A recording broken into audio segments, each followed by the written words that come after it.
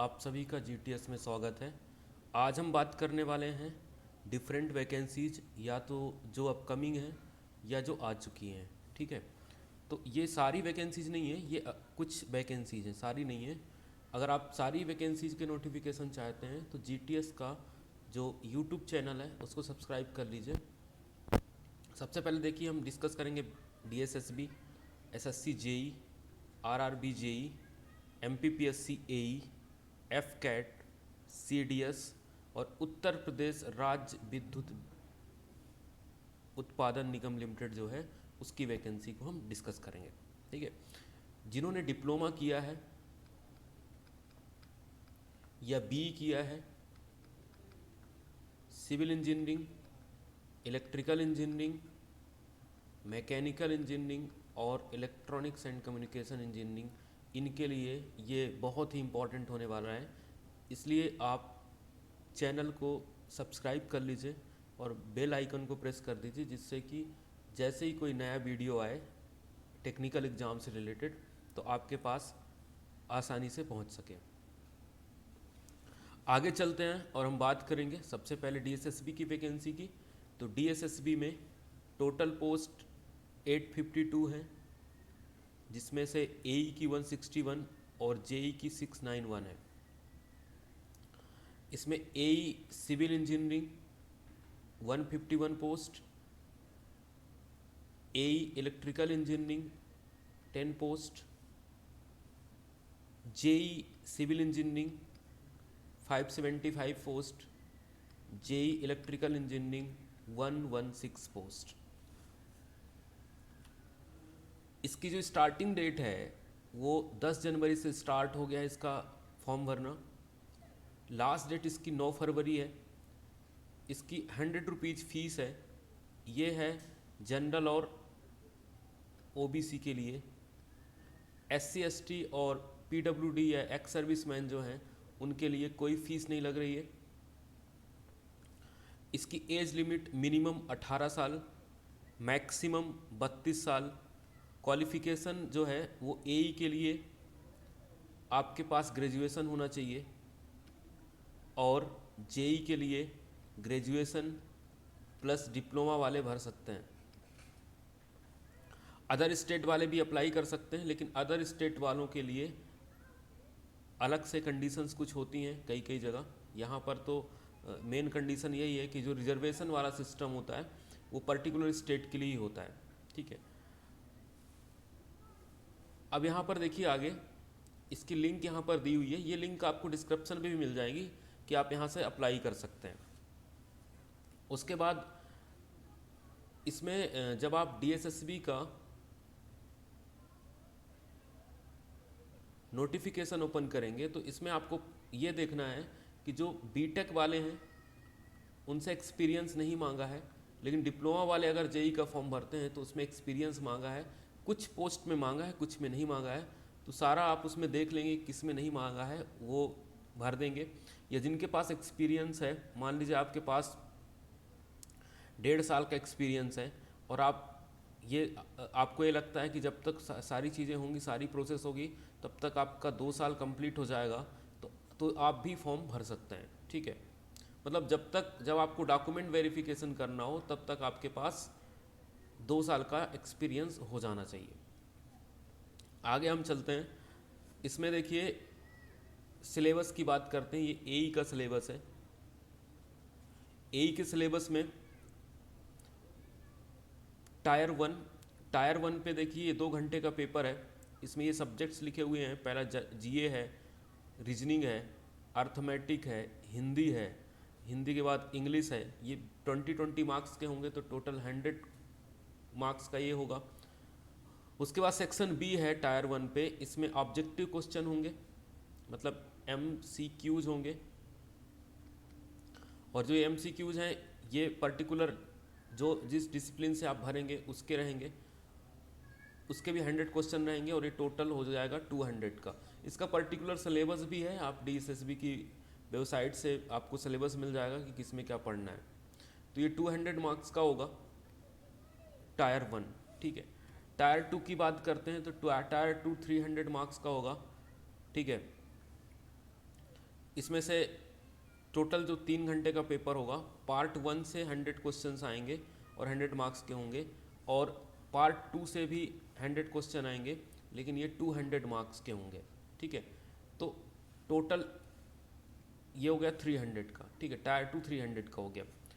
अब टायर 1 जो है ये सिर्फ क्वालिफाइंग है और टायर 2 से आपकी मेरिट बनेगी। इसमें नेगेटिव मार्क्स 1/4 होंगे। इसकी सैलरी एई के लिए 3446 ग्रेड पे और जेई के लिए 4200 ग्रेड पे है और 34,800 ये। जेई पोस्ट की जो वैकेंसीज हैं उसमें सिविल, इलेक्ट्रिकल में डिप्लोमा और ग्रेजुएट वाले भर सकते हैं। इसकी स्टार्ट डेट तो मैंने शुरू में ही बता दिया था आपको कि ये 10 जनवरी से स्टार्ट होगा और 9 फरवरी तक चलेगा। इसकी जो स्कीम होगी जेई की, वो इसमें भी टायर 1 होगा। टायर 1 200 मार्क्स का, बाकी ये सिलेबस सिमिलर ही है लगभग।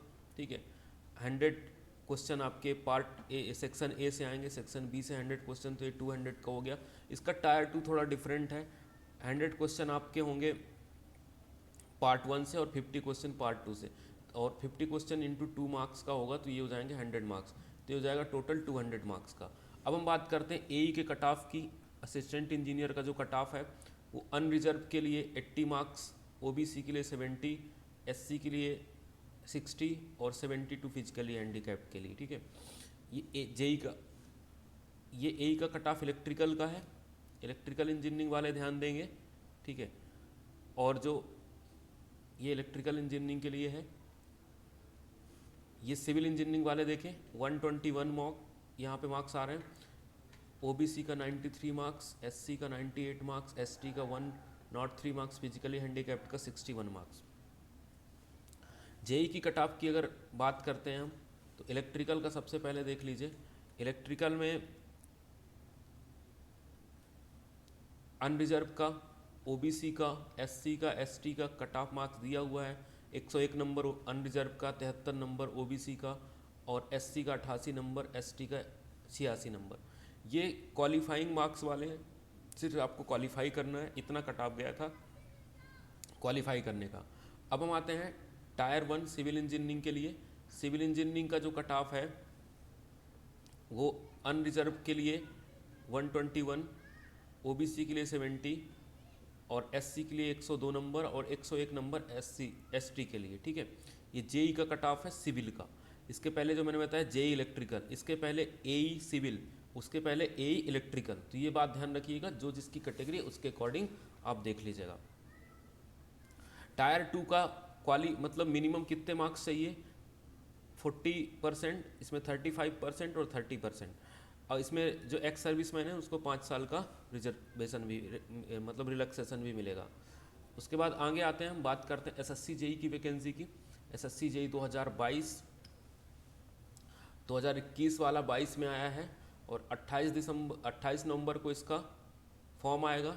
ठीक है, इसका मतलब ऑनलाइन फॉर्म स्टार्ट हो जाएंगे भरना और लास्ट डेट इसकी 27 दिसंबर है। इसके लिए क्वालिफिकेशन सिविल, इलेक्ट्रिकल, मैकेनिकल में आपके पास डिप्लोमा या डिग्री होना चाहिए एजुकेशनल क्वालिफिकेशन में। एज लिमिट इसकी 32 ईयर है। ठीक है, up to relaxation.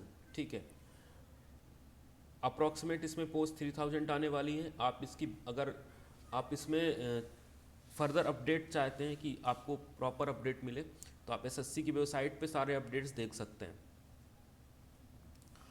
Exam pattern 200 marks का होगा पेपर 1 200 मार्क्स का होगा टायर 1, जिसमें जनरल स्टडी और रीजनिंग के क्वेश्चंस होंगे 50 मार्क्स के। 50 मार्क्स ये, 50 मार्क्स ये। टेक्निकल 100 मार्क्स का होगा। टायर 2 जो होगा डिस्क्रिप्टिव होगा। टायर 2 डिस्क्रिप्टिव होगा जिसमें 300 मार्क्स का पेपर होगा। ठीक है, 300 मार्क्स का पेपर होगा और इसमें ये पेपर भी, दोनों पेपर हिंदी और इंग्लिश दोनों मोड पे होंगे। कट ऑफ की बात करें अगर 2021 का पेपर 1 की कट ऑफ की बात करें तो इधर सिविल का है और मैकेनिकल इलेक्ट्रिकल का कंबाइंड कट ऑफ आता है। तो अनरिजर्व का देखें तो सिविल का 120 नंबर और अगर हम बात करें इलेक्ट्रिकल मैकेनिकल का तो लगभग 142 नंबर है। ओबीसी का 114 नंबर, यहाँ पर ओबीसी का 131 नंबर, ईडब्ल्यूएस का 108 नंबर, इसका 151 नंबर, ठीक है। ईडब्ल्यूएस जो है वो सिविल और इलेक्ट्रिकल और मैकेनिकल का बहुत ज़्यादा कट ऑफ है यहाँ पर, ठीक है। ये समझिए कि जनरल से भी ज़्यादा ईडब्ल्यूएस का कट ऑफ है। एससी का देखिए 99 नंबर, और इधर एससी का 123 नंबर, एसटी का 99 और यहाँ पर एसटी का 115 नंबर। बाकी ये आप देख सकते हैं, जिसका अगर फिजिकली हैंडीकैप्ड कोई कैंडिडेट है तो वो यहाँ पे देख सकता है। टायर 2 का कट ऑफ यहाँ पर दिया हुआ है। टायर 2 का कट ऑफ मार्क्स है ये, मतलब इससे कम मार्क्स नहीं होने चाहिए, नहीं आप कट ऑफ पार नहीं होंगे। मेरिट लिस्ट अलग होती है, कट ऑफ अलग होता है, ठीक है। तो ये यहाँ पर 30% अनरिजर्व के लिए, 25% ईडब्ल्यूएस के लिए और अदर कैटेगरी के लिए 20%। अब सिविल इंजीनियरिंग का कट ऑफ देखिए, पेपर 1 और 2 मिलाकर यहाँ पर देखेंगे तो सिविल इंजीनियरिंग में सबसे पहले अनरिजर्व का देखते हैं, 315 नंबर गया है, ठीक है। पेपर 1 + 2 मिला के मतलब 500 में से। और ईडब्ल्यूएस का 270 नंबर, 265 नंबर गया है ओबीसी का, एसटी का गया है 243 और 235 नंबर गया है एससी का। आगे हम चलते हैं, यहाँ पे कैंडिडेट कितने अवेलेबल हैं वो भी आप देख सकते हैं। मैकेनिकल इंजीनियरिंग जो है, मैकेनिकल इंजीनियरिंग और इलेक्ट्रिकल इंजीनियरिंग दोनों का कंबाइंड होता है, जिसमें कट ऑफ मार्क्स जो है 282 नंबर है एससी का, एसटी का 281, ओबीसी का 307 307 नंबर, ईडब्ल्यूएस का 311 नंबर, अनरिजर्व का 333 नंबर। इसमें 358 कैंडिडेट अवेलेबल थे। सैलरी इसकी दी हुई है, अलग अलग होती है डिपार्टमेंट वाइज, ठीक है। यहाँ पर सैलरी आप देख सकते हैं 4200 ग्रेड पे 32 से 37 हज़ार, ठीक है। इन हैंड इसका 29 से 33,000 के आसपास आता है। उसके बाद अदर बेनिफिट्स भी हैं, एचआरए है, ठीक है, अलाउंसेस हैं, सिटी है, रेंटल अलाउंसेस हैं, ठीक है, ट्रेवल अलाउंस है, मेडिकल है और अदर अलाउंसेस भी हैं। अब आ जाते हैं हम आरआरबी जेई के बारे में बात करते हैं। आरआरबी जेई जो है ये लगभग सभी ब्रांच के लिए होता है। लास्ट टाइम 2019 में पेपर हुआ था, ठीक है, उसी का रेफरेंस लेके यहाँ पे मैं चीज़ों को डिस्क्राइब कर रहा हूँ। इसमें 2 स्टेज में एग्ज़ाम होता है, CBT 1 और CBT 2। CBT 1 में जो कैंडिडेट बुलाए जाते हैं उसके 15 गुना जो है वो किस में बुलाए जाते हैं, मतलब जितनी भी पोस्ट होती है उसका 15 टाइम्स, ठीक है, बुलाए जाते हैं CBT 2 में। इसकी नेगेटिव मार्किंग होती है 1/3। नेशनलिटी इसमें इंडियन, बाकी अदर भी भर सकते हैं, ठीक है, अपने अकॉर्डिंग देख लेंगे बाहर के कैंडिडेट कि कौन सा किसका क्या है, ठीक है। एज लिमिट की बात करें तो 18 से 33 साल इसकी एज लिमिट है, ठीक है। बाकी जो रिलैक्सेशन है वो अकॉर्डिंग टू कैटेगरी वो मिलना ही है, ठीक है। इसमें देखिए जैसे SC ST के लिए 5 साल, OBC के लिए 3 साल, एक्स सर्विसमैन के लिए 33, ये अलग अलग है। इसकी जो रिक्रूटमेंट प्रोसेस है, इसमें CBT 1 जो होगा, CBT 1 पे 90 मिनट का टाइम दिया जाएगा, 100 क्वेश्चन आएंगे और ये जो क्वेश्चन होंगे आपके मैथमेटिक्स से 30 questions, general intelligent and reasoning से 25, जनरल अवेयरनेस से 15 मार्क्स का और जनरल साइंस से 30 मार्क्स का। तो सबसे ज़्यादा वेटेज जनरल साइंस और इसका है। टोटल 100 क्वेश्चंस होंगे और 90 मिनट का और 100 मार्क्स के भी होंगे। इसका एक मतलब कट ऑफ है कि 40% अनरिजर्व के लिए, OBC के लिए 30%, SC के लिए 30%, ST के लिए 25%, ये कट ऑफ है, ठीक है। उसके बाद 15 गुना मतलब CBT 1 पे जो कैंडिडेट बुलाए जाएंगे और CBT 2 में जितनी भी पोस्ट होगी, मान लो 1000 पोस्ट है तो 15,000 लड़के बुलाए जाएंगे, ठीक है, 15,000 लड़के, ये ध्यान रखना। तो ये कट ऑफ अगर पार भी आप कर जाते हैं लेकिन आप 15 गुना में नहीं आते हैं तो आपको नहीं बुलाए जाएंगे। उसके बाद CBT 2 होगा जहाँ से आपका फाइनल मेरिट लिस्ट बनना है। इसमें जनरल अवेयरनेस और फिजिक्स केमिस्ट्री, ये तो CBT 1 में भी ये वाला है और ये CBT 1 में दोनों है। बस ये दोनों आपको एक्स्ट्रा पढ़ने होंगे। और टेक्निकल जो है ये बहुत महत्वपूर्ण हो जाता है यहाँ पर, इसलिए टेक्निकल की तैयारी आप अभी से करना चालू कर दीजिए, क्योंकि तुरंत पे नहीं हो पाता कि वैकेंसी आ गई और हम तुरंत सब कुछ कर लेंगे।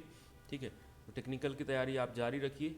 उसके लिए आप ऑनलाइन और ऑफलाइन क्लासेस हमारी चल रही हैं, उनको ज्वाइन कर सकते हैं। अपकमिंग बैचेस के लिए आप इंक्वायरी सेक्शन पे इंक्वायरी ले सकते हैं।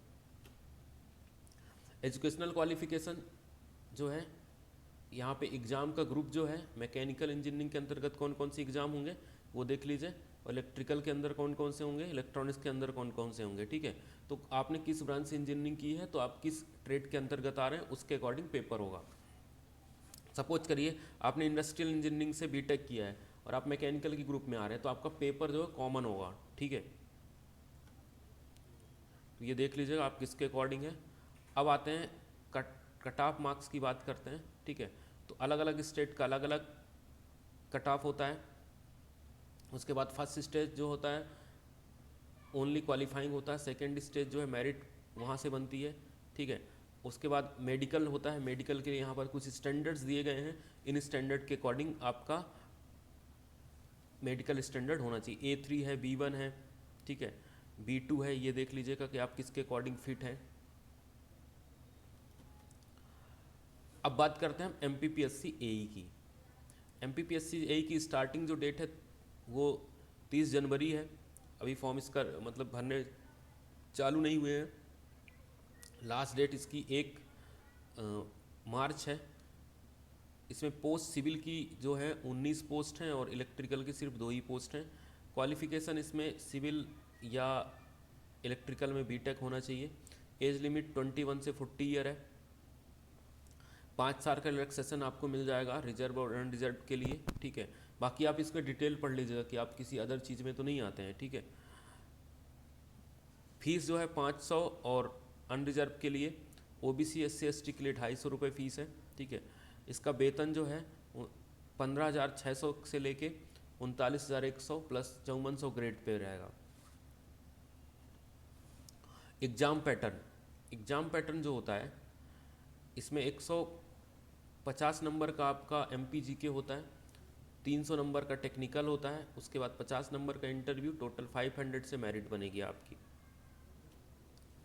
इसकी ऑफिशियल वेबसाइट यहाँ पर आप इसको देख सकते हैं। ठीक है, एडवर्टाइजमेंट देखने के लिए, और ऑफिशियल वेबसाइट इसकी ये है। अब हम बात करते हैं FCAT 2022 की।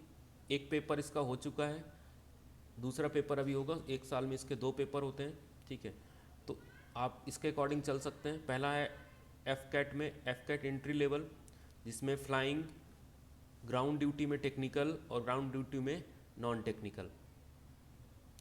तो जो आपका ये FCAT एंट्री है, इसमें आपके पास 3 तरीके की पोस्ट है। पहला है फ्लाइंग की, दूसरी है टेक्निकल ग्राउंड ड्यूटी, दूसरा उसके बाद नॉन टेक है। और फ्लाइंग में आप NCC से भी एंट्री कर सकते हैं। ठीक है, वैकेंसीज यहाँ पर वैकेंसीज डिटेल्स हैं, किसकी कितनी वैकेंसी है, तो आप अपने अकॉर्डिंग देख लीजिएगा किसकी कितनी वैकेंसी है। जो ना समझ में आए आप कमेंट करके पूछ लीजिएगा। उसके बाद नेशनलिटी, वो तो पता ही, इंडियन। ठीक है, और अदर के लिए जो एक्ट बने हैं उसके अकॉर्डिंग। ठीक है, एज लिमिट जो है यहाँ पर दिया हुआ है कि किसके किसके बीच में होना चाहिए, फ्लाइंग के लिए, नॉन टेक्निकल टेक्निकल के लिए। ठीक है, उसके बाद मैरिटल स्टेटस जो होता है, ठीक है, उसके अकॉर्डिंग कितना दिया हुआ है आप इसको देख लीजिएगा। मतलब इस रेंज से आप बाहर तो नहीं जा रहे हैं। ठीक है, क्वालिफिकेशन जो है फ्लाइंग ब्रांच के लिए आपके पास 50% मार्क्स आपके मैथ और फिजिक्स में होना ज़रूरी है। मतलब अगर आपने 10+2 मतलब 12th किया है, तो 12th में मैथ्स और फिजिक्स में कितने मार्क्स होने चाहिए, 50% मार्क्स होने चाहिए। उसके बाद ग्रेजुएशन होना चाहिए। ठीक है, 3 ईयर डिग्री कोर्स डिसिप्लिन के अकॉर्डिंग, या दूसरा 4 साल का बीटेक होना चाहिए 60% मार्क्स के बाद, और या आपके पास AMI होना चाहिए। आगे हम आते हैं, तो यहाँ पर देख लीजिए कि ग्राउंड ड्यूटी टेक्निकल में कौन कौन सी ब्रांचेस अलाउ हैं। ठीक है, इलेक्ट्रॉनिक्स के अंतर्गत तो ये सब ब्रांचेस वाले अलाउ हैं। ठीक है, आगे आते हैं, सिलेबस की बात करते हैं। तो FCAT का जो सिलेबस है उसमें ये देखिए 2 घंटे का ये पेपर होगा, 100 क्वेश्चन होंगे और 300 मार्क्स होंगे। मतलब एक क्वेश्चन 3 नंबर का होगा, ठीक है। और EKT जो है for candidate who one the choice the technical, मतलब ये जो टेक्निकल वाले हैं उनके लिए, ठीक है। इसमें 45 मिनट का टेस्ट होगा और 50 क्वेश्चंस होंगे और 150 नंबर का ये होगा। 1/3 यहाँ पर निगेटिव मार्किंग होगी, ठीक है।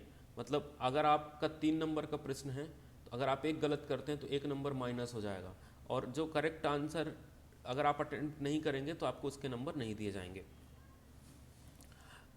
उसके बाद ग्राउंड ड्यूटी जो टेक्निकल है, इसके लिए जो क्वालिफिकेशन है यहाँ पर ये देख लीजिए, 60% मार्क्स के साथ एडमिनिस्ट्रेशन जो है उसके अकॉर्डिंग आपको देखना है कि जैसे 10+2 है, फिर ग्रेजुएट डिग्री है तो उसका परसेंटेज होना चाहिए कि 60% से ही आप पास होने चाहिए, ठीक है। अकाउंट ब्रांच के लिए भी है यहाँ पर 10+2 प्लस यहाँ पर जो भी डिग्री आपके पास है, आप देख लीजिए आपके पास जो है वो यहाँ मैच कर रही कि नहीं कर रही। एग्ज़ाम इंग्लिश मोड पे होगा, ठीक है। 3 स्टेजेस पे होगा। पहला ऑनलाइन FCAT टेस्ट, फिर SSB 2 स्टेज पे इंटरव्यू वाला जो सेक्शन है वो होगा, फिर उसके बाद मेडिकल सेक्शन। सैलरी जो है देखिए यहाँ पर सैलरी लिखी हुई है, ठीक है। फ्लाइंग ब्रांच के लिए 10 लाख और ग्राउंड ड्यूटी के लिए 7 से 9 लाख और ग्राउंड ड्यूटी नॉन टेक्निकल के लिए 7 से 9 लाख। FCAT का जो कट ऑफ है 153 मार्क्स और 40 मार्क्स लास्ट टाइम का है, ठीक है। ये 150 में से है, ठीक है, और ये वाला जो है 300 में से है। अब बात करते हैं हम CDS की। CDS में ध्यान दीजिए, CDS को UPSC कंडक्ट कराता है, ठीक है। इसमें सबसे पहले इसकी एलिजिबिलिटी डिटेल देख लीजिए। नेशनलिटी जो है वो इंडियन और अदर जो सिटीजनशिप एक्ट के अकॉर्डिंग होंगे, ठीक है। एज लिमिट जो है अलग अलग के लिए है, सभी के लिए अलग अलग है।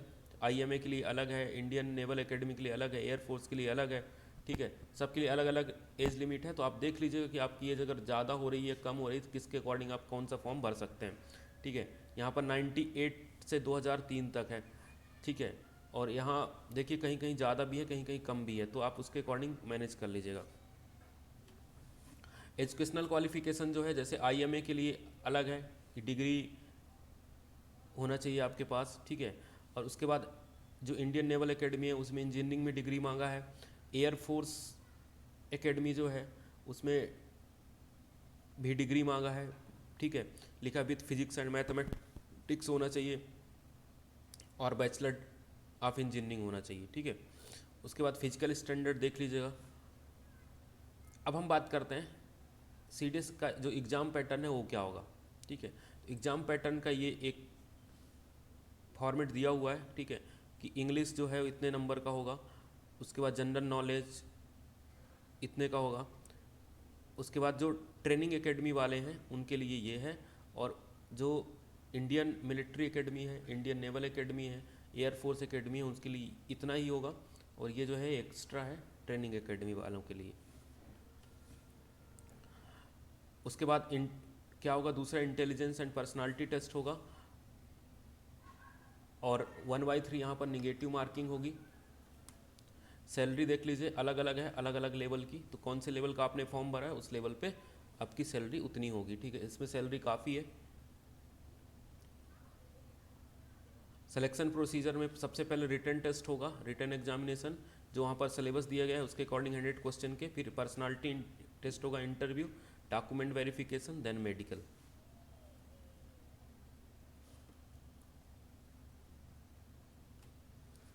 अब बात करते हैं उत्तर प्रदेश राज्य विद्युत निगम लिमिटेड की वैकेंसी। इसमें टोटल 134 पोस्ट हैं। 28/1 से इसका फॉर्म स्टार्ट हो जाएगा, लास्ट डेट इसकी 27 तारीख है। इसकी एज लिमिट जो है मिनिमम 18 साल JEE के लिए और 21 साल किसके लिए है, जो केमिस्ट वगैरह हैं, अकाउंटेंट वगैरह हैं उनके लिए। मैक्सिमम एज इसकी 40 ईयर है, लेकिन जो रिलैक्सेशन है एज में वो सिर्फ UP वालों के लिए होगा। पोस्ट की बात करें अगर जूनियर इंजीनियर की, ठीक है, उसकी पोस्ट क्वालिफिकेशन की तो डिप्लोमा होना चाहिए रिलेवेंट इंजीनियरिंग से, और उसके बाद अकाउंटेंट के लिए कॉमर्स में डिग्री, जो केमिस्ट है उसके लिए केमिस्ट्री में MSc होना चाहिए, लैब असिस्टेंट जो होता है उसके लिए केमिस्ट्री में डिग्री होनी चाहिए। इसकी फ़ीस देखिए 1180 रुपये है। अदर्स के लिए SC ST के लिए 826 रुपये, ठीक है। PWD के लिए, जूनियर इंजीनियर के लिए कम फीस है। इसकी सैलरी बहुत अच्छी है, ठीक है, 44,000 29,000। देखो जेई की पोस्ट की अगर बात करें तो 44,900 रुपीज़ है, ठीक है, जो कि सबसे ज़्यादा है, लगभग सभी स्टेट से ज़्यादा है। उसके बाद क्वालिफ़िकेशंस हैं यहाँ पर। जेई के लिए आपके पास 3 साल का डिप्लोमा होना चाहिए और हिंदी एक सब्जेक्ट आपका इस हाई स्कूल में होना चाहिए। अगर नहीं है तो वहाँ पर एक एग्ज़ाम होता है जिसको आप क्लियर करके आप फॉर्म भर सकते हैं। असिस्टेंट अकाउंटेंट के लिए क्वालिफ़िकेशन, केमिस्ट के लिए वो तो वहाँ पर भी हमने डिस्कस कर लिया था। बस जेई के लिए ध्यान रखना कि ये इम्पॉर्टेंट है हिंदी वाला, ठीक है। नहीं है तो आप उसको क्वालिफाई करिएगा। अप्रेंटिसशिप जो होगा जिनके पास, उनको फर्स्ट प्रेफरेंस दिया जाएगा। इसका जो सिलेबस है उसमें 150 नंबर का आपका टेक होगा और उसके बाद 50 नंबर का आपका जो है वो नॉर्मल टेस्ट होगा, नॉन टेक का, समझ जाइए। मोर अपडेट के लिए आप GTS के चैनल को ज्वाइन कर लीजिए और वेबसाइट की हमारी लिंक दी हुई है, ठीक है, और ऐप डाउनलोड करने की लिंक भी दी हुई है। Thanks for watching.